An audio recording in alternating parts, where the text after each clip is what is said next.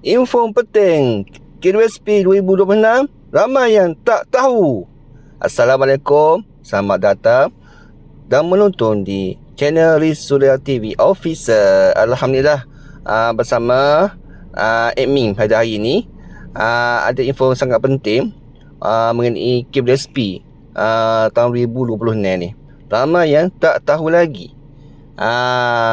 Ramai rakyat Malaysia yang tak tahu lagi. Okey, apa berita ke? Berita gembira, iaitu KWSP Haji dipertingkatkan. Pengeluaran haji makin senang. Yang Amat Berhormat Datuk Anwar Ibrahim, Perdana Menteri Malaysia, telah mengumumkan dalam bajet yang lepas, di mana bajet ataupun pengeluaran hak yang akan dipertingkatkan.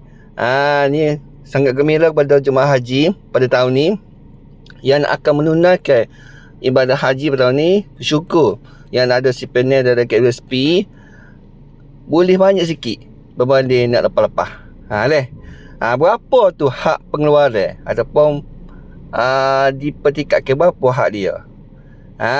Ni persoalan yang kata kita kena tahu.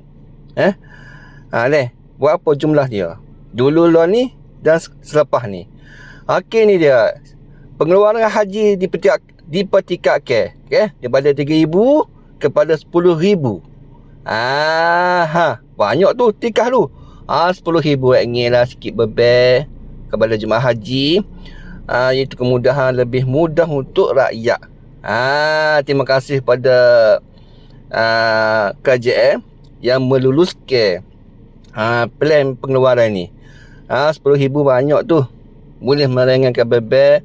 Cas tambang ni semakin meningkat, capital bel dan kos penginapan, kos rusa di Mekah di Arab Saudi ni semakin meningkat dengan krisis yang global yang kata perlu diatasi.